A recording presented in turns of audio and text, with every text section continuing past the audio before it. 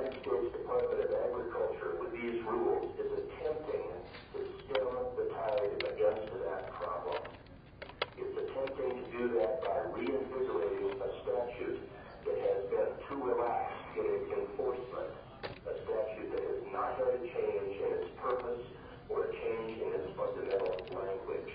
These rules will reinvigorate. They will not reinvent anything about the law. Packers and Stockyards Act is designed to protect the meat manufacturing sector of the economy in two ways. Number one, its purpose was and is to ensure that producers are paid promptly and fairly.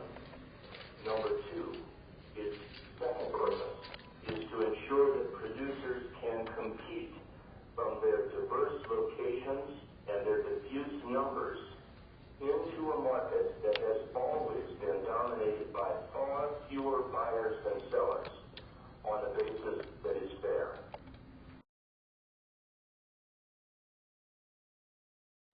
9 decades ago, Congress passed the Packers and Stockyards Act to prevent monopolistic packers from capturing control over the livestock supply chain away from independent farmers and ranchers across the United States.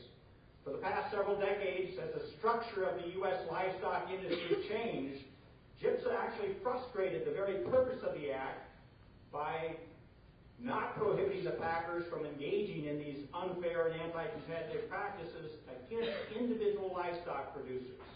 A 2006 government audit revealed that the basic investigative processes and procedures GIPSA was using were not designed for, nor were they sufficient to address the very complex anti-competitive practices that the agency was encountering in today's radically changed industry.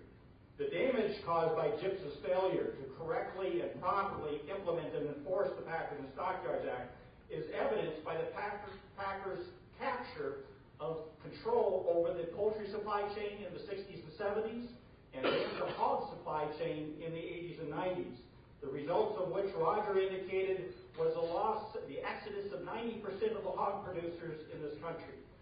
And in the U.S. cattle industry, we're in a state of crisis. We're in a state of crisis because our industry is shrinking at an alarming rate. We are shrinking in terms of the numbers of producers. We've lost over 500,000 just in the last 30 years. We're shrinking in terms of the size of our cattle herd. Our cattle herd is now the smallest since the 50s. And we're shrinking our industry while at the same time we are unable to keep pace with the growth in domestic consumption. We are making up the difference, the shortfall in our ability to keep pace with domestic consumption by increasing the volume of imported beef and cattle into the United States.